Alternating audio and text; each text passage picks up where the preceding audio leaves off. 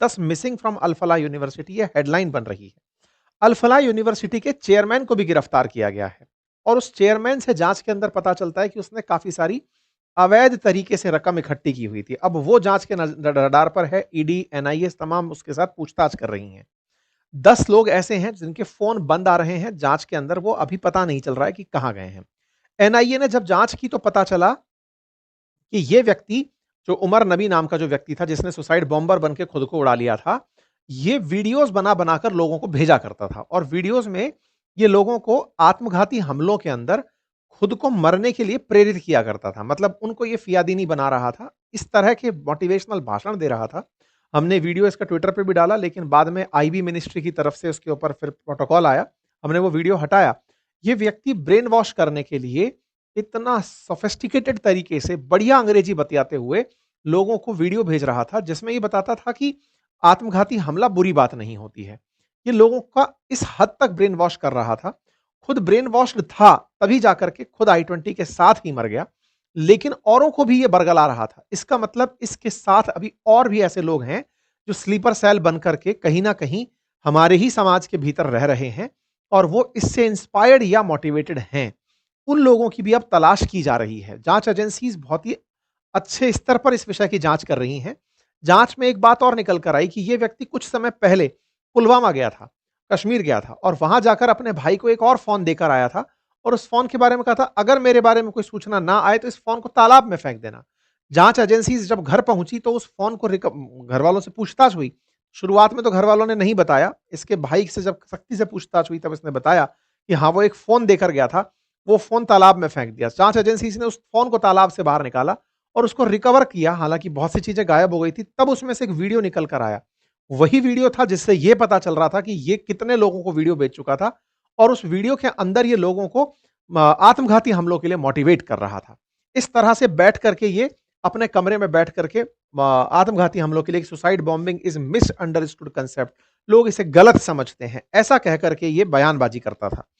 ये सारे कारनामे ये इस यूनिवर्सिटी में बैठकर कर रहा था। अब यहां पर सवाल खड़ा इस तरह से हुआ, अगर आप किसी यूनिवर्सिटी में प्रोफेसर लगे हैं, डॉक्टर लगे हैं, आप काम कर रहे हैं, तो आप पर नजर सबकी रहती है। काम के दौरान आपके बारे में पता चलता है कि आप किस तरह का काम कर रहे हैं, किन से मिल रहे हैं, आपका उद्देश्य क्या है, बयानबाजी क्या है। इस यूनिवर्सिटी ने ऐसी कोई भी बात बाहर नहीं आने दी। जब हुई घटना तो उसके बाद में और तो और केवल उमर नबी नहीं, इसके अलावा मोहम्मद, ये मुजम्मिल, शकील और शाहीन शहीद, इन सब के नाम भी इसी यूनिवर्सिटी से जुड़े हुए, इनके हॉस्टल में रहते हुए पाए गए। शुरुआत में यूनिवर्सिटी ने कहा कि यह दुर्भाग्यपूर्ण घटना है, हमको हमको इससे कोई जानकारी नहीं है, इसमें भूपेंद्र और आनंद नाम से कोई कुलपति बना रखे हैं जिन्होंने ये वाली बात कही थी। लेकिन जब जांच अंदर घुसी तो अल फलाह यूनिवर्सिटी का पूरा की पूरा कैंपस रडार के नजरिए में आ गया कि यहां पर ये सब काम हो कैसे रहे थे। कोई भी जांच एजेंसी या कोई सिक्योरिटी यहां पर पहुंच क्यों नहीं रही थी। अल फलाह यूनिवर्सिटी जो है, वो जिस जिस समय स्थापित हुई वो 1997 का समय था। हरियाणा के अंदर स्थित ये है और ये अल फलाह चैरिटेबल ट्रस्ट के अधीन आती है, जिसके चेयरमैन है जवाद अहमद सिद्दीकी, जिन्हें अब गिरफ्तार किया जा चुका है। ये जो जवाद अहमद सिद्दीकी है, इसके ऊपर कई फाइनेंशियल फ्रॉड की चीजें अब निकलकर बाहर आ रही हैं। इसी में वाइस चेयरमैन, वाइस चांसलर, ये 2016 में जाकर इसके अंदर मेडिकल कॉलेज शुरू हुआ। 19 में पहला एमबीबीएस बैच बना। 200 एमबीबीएस सीटें इस अल फलाह यूनिवर्सिटी के अंदर हैं और ये धौज गांव फरीदाबाद में है, जहां चारों तरफ मुस्लिम कम्युनिटी बहुत ज्यादा है। यूनिवर्सिटी के 4 कॉलेज हैं, Al Falah school of medicine science, Brown Hill college of engineering, Al Falah school of engineering and technology, Al Falah school of education and training. तो ये जो मेडिकल साइंस रिसर्च वाला जो फील्ड है ना, इसमें ये लगा हुआ था। अल फलाह यूनिवर्सिटी की वेबसाइट इसी बीच में हैक कर ली गई। क्यों? क्योंकि भारत के लोगों के अंदर एक एग्रेशन था इस यूनिवर्सिटी को लेकर। कुछ हैकर्स निकल कर आए जिन्होंने अपनी तरफ से इसको हैक करने की बात कही। खैर, जो भी है, इसके बाद में अल फलाह यूनिवर्सिटी के डॉक्टर्स में बातचीत पूछना शुरू हुआ। 15 नवंबर की जानकारी निकल कर आई कि 2 और डॉक्टर्स को डिटेन किया दिल्ली पुलिस ने इसी मॉडल के चलते। फिर एनआईए की टीम जो है वो यहां पर पहुंचती है स्क्रूटनी करने 16 नवंबर को। जांच शुरू होती है। ईडी ने अल फलाह ग्रुप के चेयरमैन को मनी लॉन्ड्रिंग के चार्जेस में गिरफ्तार कर लिया। यह घटना होती है 19 नवंबर के दिन। ये है जवाद अहमद सिद्दीकी, जो कि अल फलाह यूनिवर्सिटी के फाउंडर बताए जाते हैं। ये चेयरमैन भी हैं, मध्य प्रदेश के मूलतः रहने वाले हैं, देवी अहिल्या यूनिवर्सिटी से आप ग्रेजुएट हैं। ये 2014 में हरियाणा के अंदर अल फलाह यूनिवर्सिटी को शुरू किए थे।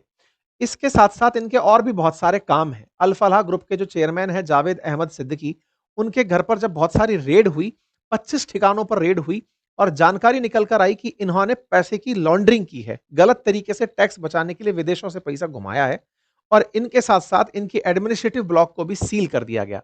कई प्रकार की कैसी ऐसी जानकारी निकल कर आई कि कई इन्होंने नकली कंपनियाँ बना रखी हैं। इनके पास में कई ऐसे पते पर कंपनियाँ बनी जो वास्तविकता में एक्सेस ही नहीं करती थी, एग्जिस्ट ही नहीं करती थी। डायरेक्टर और सिग्नेटरीज एक ही व्यक्ति है, केवाईसी में गड़बड़ है, बैंकिंग चैनलों में बहुत कम वेतन का भुगतान हो रहा है। कई कंपनियों के रजिस्ट्रेशन तारीखें, पता एक जैसा बताया गया है। कंपनी के मतलब कॉलेज से जो पैसा कमा रहे थे, उस पैसे को निकालने के इन्होंने कई फर्जी तरीके बनाए हुए थे। इनके ऊपर धोखाधड़ी, फर्जी मान्यता, शेल कंपनियों के खोलने का आरोप लगा।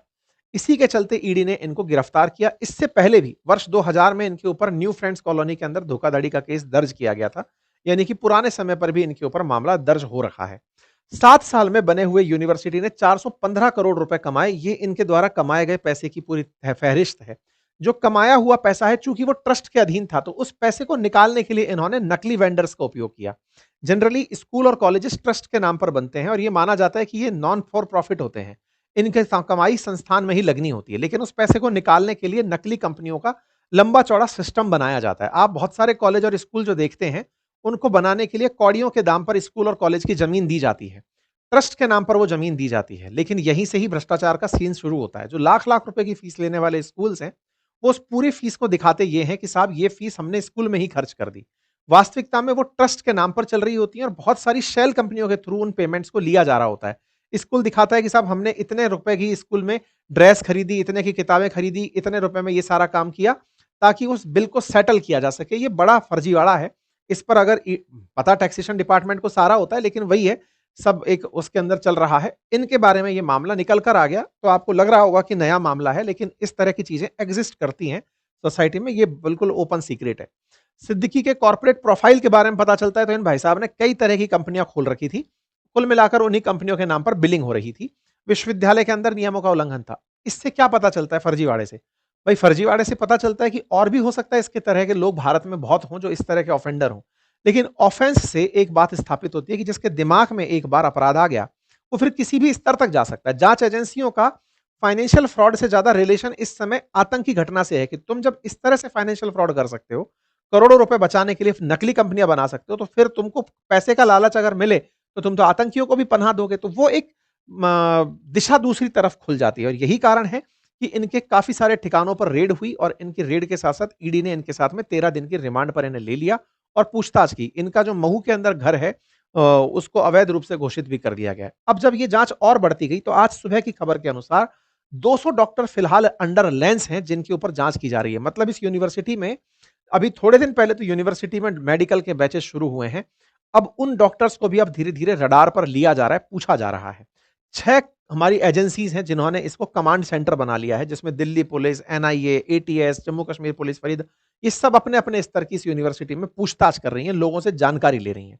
यहाँ पर 2 प्रमुख नाम, जिसमें से मुजम्मिल का नाम और ये फ़हीमा जो फ़ातिमा, क्या नाम है इसका? शाहीन, डॉक्टर शाहीन जो है, ये दोनों लोग बहुत दिनों से इस पूरी टीम को बिल्ड करने का अंडर कवर काम कर रहे थे।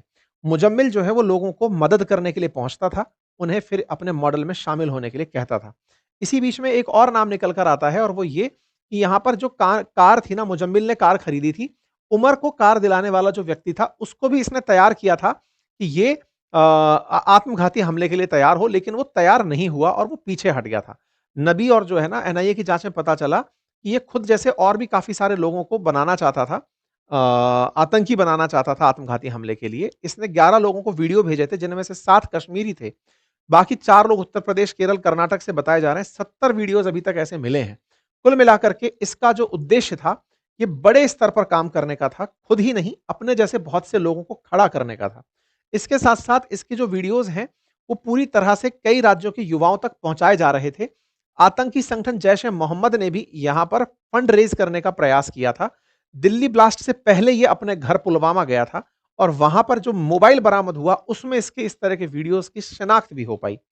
अब चर्चा इस बात की जांच एजेंसीज कर रही हैं कि इस तरह से धर्म के नाम पर जो ब्रेन वॉश्ड युवा हैं, जिन्हें यह समझाया जा रहा है कि आत्मघाती हमला अच्छी चीज है, ये सब लोग कुरान की आयतों की गलत इंटरप्रिटेशन से होकर कर रहे हैं।